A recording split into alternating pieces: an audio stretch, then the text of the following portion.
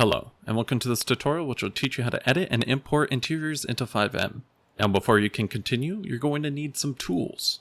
The first tool you're going to need is Menyoo, which is a single player trainer which allows you to edit and customize maps.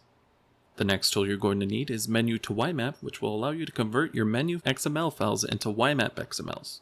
The final tool you're going to need is OpenIV, which will allow you to convert the YMap XMLs into YMap files, which can then be streamed through FiveM. All of the tools required are linked in the description below. Now the first thing you want to do is find a house which can house your interior. You do not have to build your interior inside a house, however it may be good if you're planning on adding windows to your interior. Now there are three common issues with building interiors inside houses.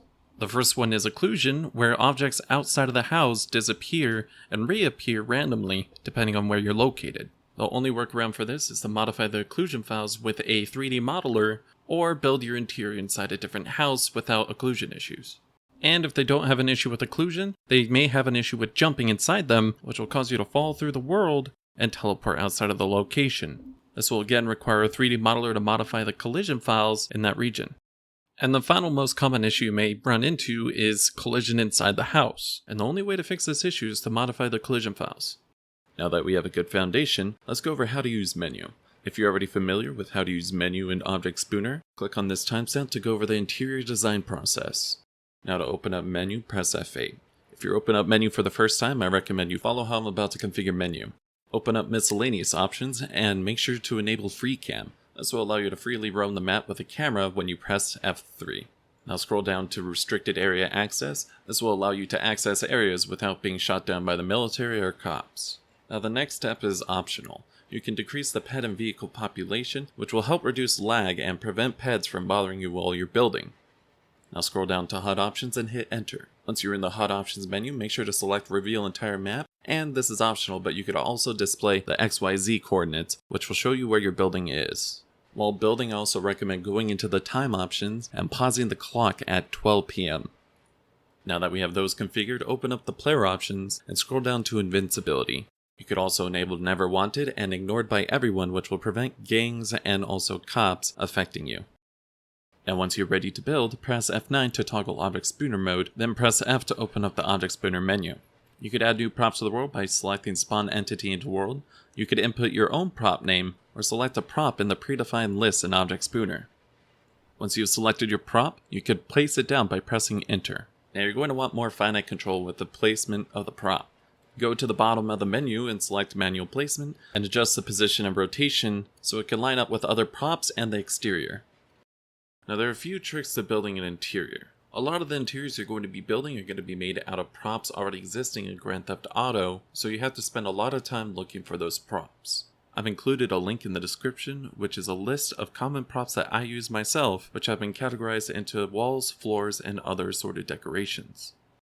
Another good function that Object Spooner has is the copying of props. Coupling this with the manual placement tool, you could have finite control of where your object goes. The next important tool is editing multiple entities simultaneously. This will allow you to select multiple entities, copy them, and place them as a group. So one of the issues that I experienced when I first started making interiors was doors. In order for doors to be open and closable, you're going to have to set them as dynamic and not frozen in place. If you were to reload your map, you may find that your door is falling through the world. However, this is only a bug with Object Spooner, and it won't be an issue once you export it to a YMap. Now as you begin adding lights to your interior, I recommend setting the time to midnight so you could get a better sense of what it would look like when it's dark.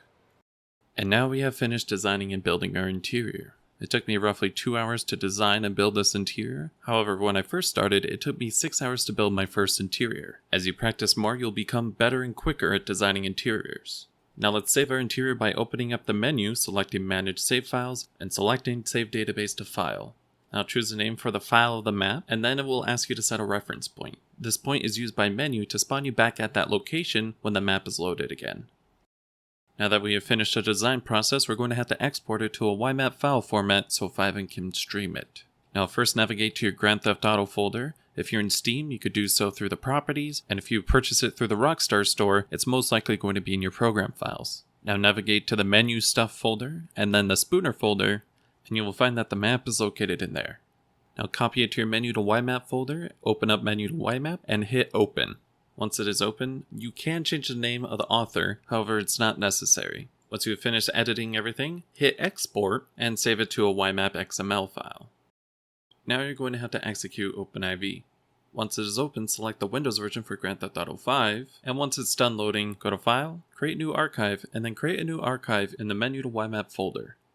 Now once you're in edit mode in OpenIV, drag the YMap XML file over to OpenIV, and it should save as a YMap file. Now drag it once more outside of OpenIV, and you'll be able to stream this file through FiveM. Now drag the YMap file over to the streamed resource in FiveM. If you don't already have a streamed resource set up, there's a link in the description which will show you how to create a streamed resource. Now the final step is to make sure that your map loads into FiveM, and as we can see here, there's no issues with the map loading in, and that's all it takes for your interior to be used in FiveM. This map was made available for download to my patrons who have access to a wide range of maps, mods, and other utilities on my Patreon page. If you found this tutorial helpful, please leave a like. And if you've come across any issues or have any questions regarding this, please leave a comment below or join our Discord for support and discussion. If you'd like to see me create other interiors or maps on GTA or FiveM, make sure to follow me on Twitch, where I stream how to create maps, mods, and everything in between. Thanks for watching, I'll see you next time.